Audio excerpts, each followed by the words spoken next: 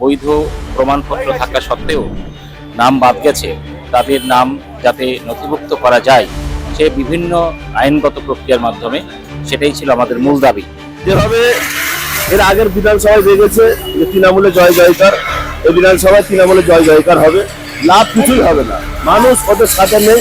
Mainly বলেছে আধার card, সেটাকে মান্যতা দিচ্ছে না। কেন আধার কার্ডকে কেন আধার কার্ডের সঙ্গে আরেকটা ডকুমেন্ট দিতে হবে? আধার কার্ডটা কেন ম্যান্ডেটরি হবে না? ওইভাবে না দেখে যদি আমরা দেখি যে সংখ্যালঘু তো শুধু মুসলিম সংখ্যালঘু নয়, মুসলিম সংখ্যালঘুর পাশে অন্যান্য সংখ্যালঘু সম্প্রদায়গুলো বঞ্চিত হয়েছে। তো তাদের সকলের জন্য আমাদের এই লড়াই আমাদের তাদের অধিকার ফিরিয়ে দেওয়ার লড়াই। নিয়ে ভালো থাকে, আমাদের ধর্মের একটা কথা আছে, নিয়ে যদি ভালো থাকে অবশ্যই কাজ হবে, মসজিদ হবে। যদি নিয়ে যদি রাজনৈতিক ভাবে কোনো চক্রান্তনার মধ্যে থাকে তাহলে কোনো রকমের লাভ হবে না। আমরা দেখতে পেয়েছি আমাদের বাপদাদার সম্পর্ক, আমাদের প্রপার্টি, এটা কারো দয়া নয়, ঋণ নয়, দীক্ষা নয়, কেউ দয়া করছে না। আমাদের ওয়াকআপ প্রপার্টি, আমাদের বাবা দাদারের প্রপার্টি, সেই প্রপার্টিকে নিয়ে ছেলে খেলা হচ্ছে। আজকে তো আন্তর্জাতিক সংখ্যালঘু অধিকার দিবস। তো রাজ্যের যে সমস্ত সংখ্যালঘু মানুষরা বিভিন্নভাবে বঞ্চিত, মূলত এসআইআর এর মাধ্যমে যারা বঞ্চিত হয়েছেন তাদের অধিকারকে প্রতিষ্ঠিত করা, যারা বঞ্চিত তাদেরকে অধিকার ফিরিয়ে দেওয়ার জন্য আমাদের আন্দোলন। এবং সেই অনুযায়ী আমরা চিফ ইলেকশন অফিসারের কাছে একটা স্মারকলিপি জমা দিয়েছি। উনি আমাদের কথা দিয়েছেন আমাদের দাবি দেওয়াগুলো অত্যন্ত দায়িত্ব নিয়ে দেখবেন। দাবি ছিল যে যাদের বৈধ প্রমাণপত্র থাকা সত্ত্বেও নাম বাদ গেছে, তাদের নাম যাতে নথিভুক্ত করা যায় সে বিভিন্ন আইনগত প্রক্রিয়ার মাধ্যমে, সেটাই ছিল আমাদের মূল দাবি। যে সংবিধান স্বীকৃত যে সমস্ত এবং সুপ্রিম কোর্ট বিষয়টা ঠিক ওইভাবে না দেখে যদি আমরা দেখি যে সংখ্যালঘু তো শুধু মুসলিম সংখ্যালঘু নয়, মুসলিম সংখ্যালঘুর পাশে অন্যান্য সংখ্যালঘু সম্প্রদায়গুলো বঞ্চিত হয়েছেন। তো তাদের সকলের জন্য আমাদের এই লড়াই আমাদের তাদের অধিকার ফিরিয়ে দেওয়ার লড়াই, অধিকারকে প্রতিষ্ঠিত করার লড়াই। আমরা ঠিক চক্রান্তের কথা কখনোই বলছি না, আমরা বলছি যে আমাদেরকে বঞ্চিত করা হয়েছে, সেই বঞ্চনা। হ্যাঁ, তো চক্রান্ত মানে বঞ্চনা তো এক ধরনের চক্রান্তই, তাই না? হ্যাঁ, যারা আমাদের বাইরে আছেন, ধরুন আমরা যারা লড়াই করছি তাদের বাইরেও তো অনেকে আছেন, তো তারা আমাদের এই বঞ্চনার যে প্রেক্ষাপট, সেই প্রেক্ষাপটটা তৈরি করেছেন। আজকে আমাদের নিজের দাবির জন্য এসেছি আমরা। আজকে যে এসআইআর ব্যাপারে যেভাবে আমাদের বিজেপি সরকার চক্রান্ত করছে, এই দাবি নিয়ে আমরা এসেছি। যদি নির্বাচন কমিশন বলো, আমরা একটা হুঁশিয়ারি দিতে চাই যে বাংলায় এটা হবে না। যেটা ভাবছে বিজেপি সরকার, কেন্দ্রীয় সরকার, বাংলায় এটা হবে না। যেভাবে যতই সংখ্যালঘুদেরকে বিজেপি চক্রান্ত একদম 100%, 200%, যেভাবে যে আশা করছে ওরা কোনো সাকসেসফুল হবে না। যেভাবে এর আগের বিধানসভায় দেখেছে যে তৃণমূলে জয় জয়কার, এই বিধানসভায় তৃণমূলে জয় জয়কার হবে, লাভ কিছুই হবে না, মানুষ ওদের সাথে নেই। মানুষ মমতা ব্যানার্জির সাথে আছে, অজয় হকের সাথে আছে, এই আমার বক্তব্য। হুমায়ুন কবির তো একটা অন্য দল গঠন করছে মুসলিমদের কথা ভেবে। দেখুন, ওরা যদি নিয়ে ভালো থাকে, আমাদের ধর্মের একটা কথা আছে, নিয়ে যদি ভালো থাকে অবশ্যই কাজ হবে, মসজিদ হবে। যদি নিয়ে যদি রাজনৈতিক ভাবে কোনো চক্রান্তনার মধ্যে থাকে তাহলে কোনো রকমের লাভ হবে না, কোনো ভালো কাজ কারোর দ্বারাই হয় না। যদি নিয়ত ভালো থাকে মসজিদ হবে, যদি নিয়ত ওনার গলত থাকে কোনো রকম মসজিদ হবে না।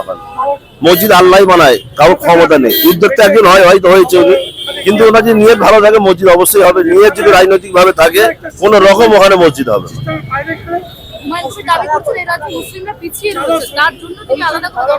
কিছু পিছিয়ে নেই, মুসলমানরা ভালোভাবেই আছে এ রাজ্যে। এ রাজ্যে কেন, ভারতবর্ষের মুসলমানরা তার সংবিধান অনুযায়ী প্রত্যেক জিনিসের অধিকার লাভ করছে।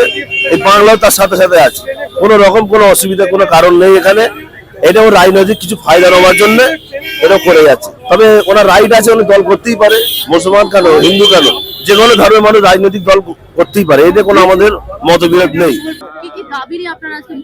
আমাদের 12 দফা দাবি ছিল, মূলত দাবি ছিল 2-3টে।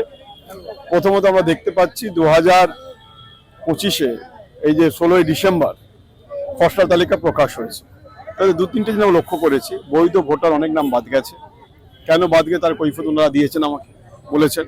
এবং দেখা গেছে একটা পরিবারের 6 জন সদস্য, 5 জনের ঠিক আছে, একজনের অ্যাড্রেস 0 করে দিয়েছে, মানে সে ফুটপাতে থাকে, তার মানে সেটাই তো কেন এটা হয়েছে, এই দাবি ছিল আমাদের। দাবি ছিল যে সুপ্রিম কোর্ট মহামান্য আদালত 12টা নথিভুক্ত করেছে এভিডেন্সের জন্য।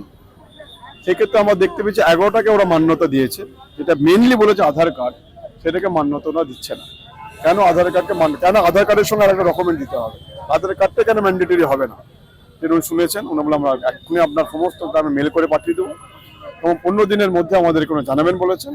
এবং আশাবাদী আমরা যা ডিমান্ডগুলো তুলে দিয়েছি ওনাদের সামনে, ওনারা সেটা সমস্তটাই বাস্তবায়িত করবে। যদি না করেন আমি 15 দিনের পরে পুরো কলকাতা অবরুদ্ধ করব। আজকে সংখ্যালঘু দিবস এবং আপনারা সংখ্যালঘু বুদ্ধিজীবী মহলের তরফ থেকে আজকে প্রতিবাদ জানালেন। কোথাও কিন্তু মনে হচ্ছে সংখ্যালঘুদেরকে বঞ্চনা করা হচ্ছে এসআইয়ের জন্য বারে বারে। শুধু নট অনলি দেশার, আজকে দুটো জিনিস বলে দিই আপনাকে। এক তো সংখ্যালঘু দিবস, আন্তর্জাতিক সংখ্যালঘু দিবস, এটা সম্মিলিত জাতিপুঞ্জ করতে স্বীকৃতি।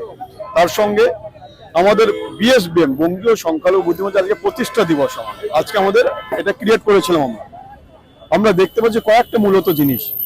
একজন বিক্রেতা, যেটা বাংলার বুকে কখনো আমরা দেখতে পাইনি, প্যাটিস বিক্রি করছে, তাকে শুধুমাত্র মুসলমান বলে, তার নাম কি, ঠিক এই ভাষাই বলেছে, আমাদের মিডিয়ার মাধ্যমে দেখতে পেয়েছি, যেই বলেছে মুসলমান তাকে মারধর করা হয়েছে। তার 3000 টাকা তার কাছে অনেক বড় ব্যাপার, সমস্ত প্যাটিসকে ছড়িয়ে দিয়ে তাকে হেনস্থা করা হয়েছে, এটা আমরা দেখতে পেয়েছি। আমরা এটাও দেখতে পেয়েছি পাশের রাজ্যের মুখ্যমন্ত্রী ডাক্তার পড়ুয়া মেয়ের হিজাবকে খুলে দিচ্ছে। হিজাব পরার অধিকার সংবিধান দিয়েছে, গণতন্ত্র দিয়েছে। এখন হিজাব পড়তে কি হিজাব পড়তে নাও পারে, কেউ হট প্যান্ট পড়তে পারে, কেউ স্লিভলেস ড্রেস পড়তে পারে, তার ব্যক্তিগত অধিকার। তো হিজাবকে একজন চিফ মিনিস্টার খুলে দিচ্ছে, এটা ন্যাক্করজনক ঘটনা। আমরা এটা আইনের দ্বারস্থ হচ্ছে, আমরা ওনার বিরুদ্ধে মামলা করব। আমরা দেখতে পেয়েছি আমাদের বাপদাদার সম্পদ, আমাদের প্রপার্টি, এটা কারো দয়া নয়, ঋণ নয়, ভিক্ষা নয়, কেউ দয়া করছে না আমাদেরকে। আমাদের ওয়াকআপ প্রপার্টি, আমাদের বাবা দাদারের প্রপার্টি, সেই প্রপার্টিকে নিয়ে ছেলে খেলা হচ্ছে, সেই প্রপার্টি অ্যাকোয়ার করে নেওয়া হচ্ছে এবং ইমিডিয়েটলি পোর্টালে তাদের নথি কেন করতে হবে? আমি সেকুলার, যেমন ওয়াকআপ করে গেছেন আমাদের পূর্বপুরুষেরা, পূর্বপুরুষেরা আমাদের ওয়াকআপ করে গেছে, ঠিক একইভাবে পূর্বপুরুষেরা দেবত্ব সম্পত্তিকেও দান করে গেছেন। সেক্ষেত্রে একরকম আইন, আর ওয়াকআপ ক্ষেত্রে একরকম আইন, কেন এই দ্বিচারিতা হবে? তার বিরুদ্ধে আমাদের তীব্র প্রতিবাদ। এবং আপনি যেটা বললেন 11th আওয়ারে ঘোষণা করা হয়েছে পোর্টালে নাম তোলা, এতে মনে বিভ্রান্ত হয়েছে। অটোমেটিক্যালি আমরা কথা বলে, সেটাও আমরা কথা বলেছিলাম হাইকমান্ডের সঙ্গে, এটা 3 মাস অলরেডি বাড়িয়ে দেওয়া হয়েছে। 3 মাস আরো টাইম আছে পোর্টালে নাম তোলার জন্য, নথিভুক্ত করার জন্য। দেখুন আইনি জটিলতা, উনি চেষ্টা করেছেন ওনার মতন করে, আমি মনে করি, কিন্তু আইন তো আইনের পথে চলবে। আবেগযুক্ত রাজনীতি, আইনকে ভায়োলেট করা যায় না। আইন হিসেবে বারবার চিঠি পাঠানো উনি বলতে বাধ্য হয়েছেন। আমরা আইনকে মান্যতা দিই, নিশ্চিতভাবে আইনের বিপক্ষে আমরা নই, কিন্তু আমরা দেখতে পাচ্ছি যেভাবে একমাত্র সংখ্যালঘু মুসলমান কথা ব্যবহার করছেন, তাদের উপরে যেভাবে হেনস্থা করা হচ্ছে, তাদের যেভাবে সম্পত্তি কেড়ে নেওয়া হচ্ছে, যাদেরকে এসআইআর থেকে নাম বাদ দেওয়া হচ্ছে, তার বিরুদ্ধে আজকে আমাদের তীব্র প্রতিবাদ ছিল। আজকে একটা দিন আমি আজকেও বলেছি যে আমরা বাংলা বা ভারতবর্ষের কৃষ্টি কালচারে এই জিনিসটা কখনো দেখিনি, ধর্ম নিয়ে রাজনীতি করা। ধর্ম আলাদা, রাজনীতি আলাদা। আমরা মনে করি রাজনীতি হচ্ছে ফেডারেল স্ট্রাকচার, গণতন্ত্রকে প্রতিষ্ঠা করার জন্য রাজনীতি করি আমরা। মানুষের অধিকারকে আদায় করে দেওয়ার জন্য পার্লামেন্টে যায়, অ্যাসেম্বলিতে যায়, পঞ্চায়েত সমিতিতে যায়, জেলা পরিষদে যায়, মিউনিসিপ্যালিটি কর্পোরেশনে মানুষ যায়, কেন? মানুষের অধিকারকে আদায় করে নেওয়ার জন্য। আর ধর্ম আমরা বিশ্বাস করি, আমরা প্রেয়ার করি, মনের একটা বিশ্বাস, আত্মার ব্যাপার, আমরা ধর্ম করি। আমি দেখতে পাচ্ছি ম্যাডাম যে কেউ মসজিদ তৈরি করছে, সে কি নামকরণ নেবে, তাকে পিছনে মিডিয়া ছুটছে, তার পিছনে সবাই ছুটছে, এমন ভাবে হাইপ দেওয়া হচ্ছে, করছে করুক না, অসুবিধা কি আছে? কেউ যদি মন্দির করে, দেখুন এইটাই দুর্ভাগ্যজনক ঘটনা ম্যাডাম। বাবরি মসজিদটাকে আপনি হাইলাইট করছেন, সেই দিনই বহরমপুরে রাম মন্দিরের শিলান্যাসে যে কটা চ্যানেল দেখিয়েছেন আপনারা, কটা টিভি সেটা নিয়ে হাইলাইট করেছেন আপনারা। এইটা কেন হবে? আমার প্রশ্নটা একটা জায়গায়, সবাই তো মানুষ, আলটিমেটলি ধর্ম একটা, মানব ধর্ম, মানুষকে ভালোবাসার ধর্ম। আমরা দেখতে পাচ্ছি বাবরি মসজিদ নাম করে সেটা নিজে রাম মন্দির সেদিনও করছে, এবং একজন ঘোষণা করেছে আরএসএস রাজারহাটে, আমি এত বড় 4 একর জায়গা নিয়ে রাম মন্দির করবো, করুক না, আমি সাপোর্ট করবো, কোনো অসুবিধা কি আছে? কিন্তু আমার কথাটা হচ্ছে এইটা নিয়ে সাম্প্রদায়িক সম্প্রীতিকে নষ্ট করে দেওয়া হচ্ছে। ভারতবর্ষের বাংলা তথা ভারতের কৃষ্টি কালচার, বাংলা বিশেষ করে রবীন্দ্রনাথ ঠাকুর, কাজী নজরুল ইসলাম যেভাবে বলিদান দিয়েছেন, যেভাবে বাংলাকে এক সুতোয় বেঁধে রেখেছে, সেটাকে কোথাও না কোথাও ভেঙে দেওয়া হচ্ছে। এটা আমরা বলেছি রাজনীতির জায়গায় থাকুক, ধর্ম ধর্মর জায়গায় থাকুক, এই নিয়ে আমাদের প্রতিবাদ আমরা জানিয়েছি। আরো ভালো ভালো খবর দেখতে সাবস্ক্রাইব করুন বাংলা হান্টের ইউটিউব চ্যানেল। বাংলা হান্টের আরো খবর দেখতে নজর রাখুন। বাংলা খবর মানেই বাংলা হান্ট।